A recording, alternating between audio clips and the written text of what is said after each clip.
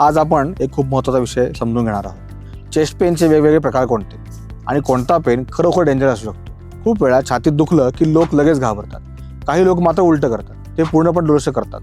पण प्रत्येक chest pain हा हार्टमुळेच असतो असं नाही, तर काही प्रकार खूप गंभीर असू शकतात। चला हे सोप्या भाषेत समजून घेऊया। सगळ्यात आधी हार्ट रिलेटेड पेन समजून घेऊ। जर छातीत दाब, जडपणा किंवा घट्ट पकडल्यासारखं वाटत असेल आणि तो पेन चालताना, जिना चढताना किंवा काम करताना वाटत असेल तर हा हार्टचा संकेत असू शकतो। थोडा रेस्ट घेतल्यावर कमी होणारा हा पेन अंजाना असू शकतो। हा वॉर्निंग साईन असतो की हार्टला पुरेसं ब्लड सप्लाय मिळत नाही। दुसरा प्रकार म्हणजे अचानक खूप तीव्र पेन, छातीत जोरात वेदना, डाव्या हातात किंवा खांद्यात बसलेला त्रास, जास्त घाम, मळमळ, श्वास लागणे हे सिम्पटम्स एकत्र दिसले तर हा हार्ट अटॅकचा संकेत असू शकतो। अशा वेळी वेळ वाया घालवू नका, त्वरित मेडिकल मदत घ्या। तिसरा प्रकार आहे ॲसिडिटी किंवा गॅसमुळे होणारा पेन। हा पेन बहुतेक वेळा जळजळीसारखा असतो, जेवणानंतर वाढतो, ढेकळ आल्यावरती थोडा आराम मिळतो। हा पेन बहुतेक वेळा हार्ट रिलेटेड नसतो, पण वारंवार होत असेल तर तपासणी गरजेची आहे। चौथा प्रकार म्हणजे मसल पेन। जर तुम्ही जड काम केलं असेल आणि चुकीच्या पद्धतीने झोपला असाल तर छातीच्या स्नायूमध्ये दुखू लागतं। हा पेन हाताने दाबल्यावरती वाढतो, हालचाल केल्यावरती जास्त जाणवतो। हा सहसा डेंजरस नसतो। पाचवा प्रकार म्हणजे अँझायटी किंवा स्ट्रेसमुळे होणारा पेन।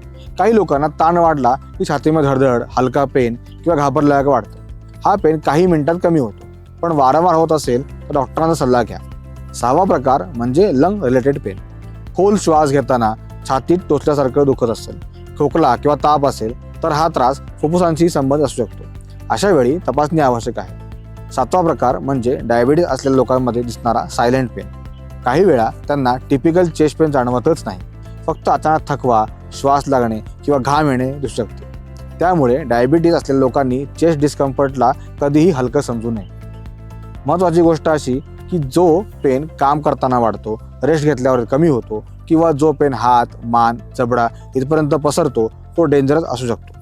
अचानक तीव्र पेन, घाम, मळमळ, श्वास लागणे हे सायन्स कधीही इग्नोर करू नका। छातीत कोणतीही नवीन किंवा वेगळा आणि वारंवार होणारा पेन हलक्यात घेऊ नका। वेळेवर तपासणी केल्यास मोठा धोका टाळू शकतो। तुमच्या हार्टची योग्य तपासणी आणि रेग्युलर मॉनिटरिंगसाठी तुमच्या जवळच्या माधोबा क्लिनिक किंवा हॉस्पिटलला नक्की भेट द्या। योग्य डायग्नोसिस आणि वेळेवर उपचार तुमचं हार्ट सुरक्षित ठेवू शकतात। हा व्हिडिओ उपयुक्त वाटला तर आपल्या कुटुंबियांसोबत शेअर करा। योग्य माहितीमुळे योग्य वेळी योग्य निर्णय घेता येतो।